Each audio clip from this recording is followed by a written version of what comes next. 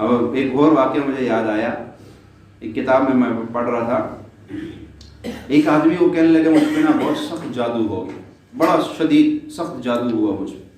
کہنے لگا میں سارے عاملوں کے پاس گیا ہوں، جتنے بھی عامل ہیں دم درود والے، کسی کو نہیں چھوڑا، پر جس کے پاس بھی جاؤں وہ یہ کہے بھائی تجھ پہ اتنا بڑا جادو ہے کہ ہم اس میں ہاتھ نہیں ڈال سکتے، ہم اس میں ہاتھ ڈالیں گے تو بڑا مشکل ہو جائے گا ہمارے لیے، لہذا ہمارے بس سے یہ باہر ہے۔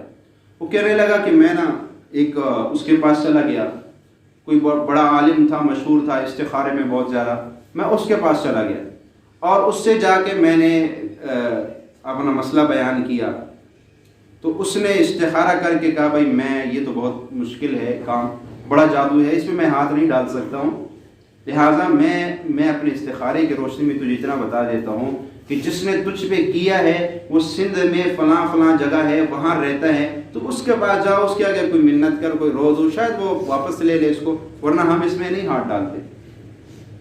وہ کہنے لگا میں پریشان تھا، اور یہ مسجد کا مؤذن تھا، کہنے لگا میں بڑا پریشان تھا، میں چلا گیا، سفر کرتے کرتے سندھ پہنچا، پھر وہاں سے ایسے کھیتوں پہ ہوتا ہوا اس بندے کے قریب جب میں آیا، اس نے دور سے مجھے دیکھ کے کہکا لگایا اور کہنے لگا جا اپنے مولوی پیروں فقیروں کے پاس، کرے اب میرا توڑ، کر کے دکھائے۔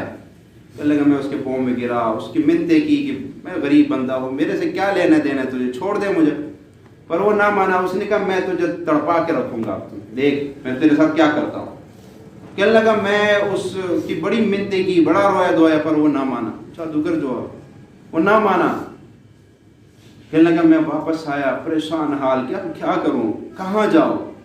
اسی پریشانی میں اللہ نے میرے دل میں ڈالا کہ جادو تجھ پہ ہوا ہے تو جادو کا علاج تو قرآن کی آخری 2 صورتیں ہیں، اللہ کے حبیب صلی اللہ علیہ وسلم پہ جادو کیا گیا، یہ 2 صورتیں نازل ہوئی اور وہ جادو ٹوٹ گیا۔ تو اللہ کے حبیب کے لیے جس وظیفے کا انتخاب رب نے کیا ہے تو اس وظیفے سے بڑا وظیفہ تو کوئی نہیں ہے، اس سے بڑا وظیفہ کوئی ہوتا تو اللہ اس کو نازل کرتا۔ اللہ نے اگر ان 2 صورتوں کو نازل کیا ہے تو معلوم ہوا جادو کے لیے اس سے بڑا کوئی عمل نہیں ہے، جادو کے لیے سب سے طاقتور عمل یہ ہے۔ اچھا جادو کے سب سے طاقتور عمل ہمارے پاس ہے اور پھر بھی ہم در در کے دھکے کھا رہے، پھر بھی ہم در در کے دھکے کھا رہے۔ وہ کہنے لگا کہ میں نے کہا میں کسی کے پاس نہیں جاؤں گا، بس ان 2 صورتوں کو پڑھوں گا، اللہ میرا مسئلہ حل کرے۔ کہنے لگا میں روزانہ عشاء کے بعد بیٹھ کے مسجد میں بس یہ 2 صورتیں پڑھنا شروع کی، قل اعوذ برب الفلق اور قل اعوذ برب الناس، ان کو پڑھتا رہا۔ ایک دن اچانک ایسا ہوا میرے اوپر کسی نے خون کی بھری بالٹی گرا دی، خون کی بالٹی گری، مسجد سارا خون، کپڑے خون۔ کہنے لگا گھر آیا تو گھر کا بھی یہی حال تھا۔ کہنے لگا خیر میں نے کپڑے شپڑے بدلے، پھر مسجد کی جا کے صفائی کی، پھر اپنی پڑھائی پہ بیٹھ گیا۔ میں نے کہا اب جو مرضی ہو جائے، میں پڑھائی کروں گا۔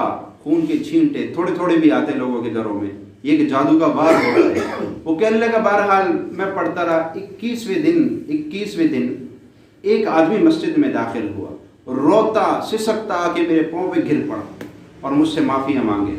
اور میں نے کہا بھائی کون ہو آپ، کہاں سے، کیا بات؟ کہنے لگا نہیں میں پہلا آپ مجھے معاف کریں گے تو میں اپنا مسئلہ بتاؤں گا۔ اور میں نے کہا بتاؤ تو صحیح مسئلہ۔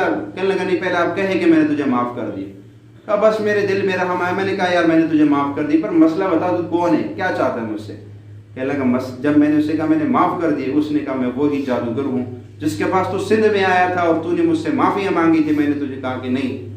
کہا جس دن تو پڑھائی کے لیے بیٹھا میں بھی تیرے مقابلے میں بیٹھا، پر عجیب حال ہے کہ تیری پڑھائی کی وجہ سے میری پڑھائی کالا علم جو ہوا، میری پڑھائی الٹ مجھ پہ چلتی رہی اور میرا تو کچھ نہ بچا، میرا تو نقصان پہ نقصان ہوتا جا رہا ہے۔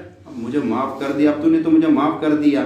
کہنے لگا ہے میں نے کیا، مجھے پتا ہوتا ہے اگر تو وہی ہے میں تجھے کبھی معاف نہ کرتا، جس طرح تو نے مجھے رلایا ہے، تو نے کتنے اور گھروں کو اجاڑا ہو، کتنے گھروں کو یہ جادوگر اجاڑ کے رکھ دیتے۔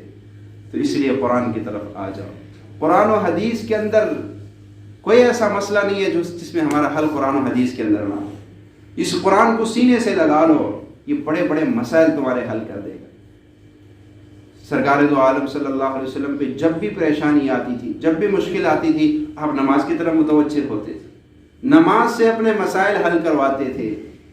آج کتنے لوگ ہیں جو نماز سے اپنے مسائل حل کرواتے ہیں؟ آج کتنے لوگ ہیں جو قرآن پڑھ کے پھر اپنے مسائل حل کرواتے ہیں؟ قرآن پڑھنا بذات خود بہت بڑا وظیفہ ہے۔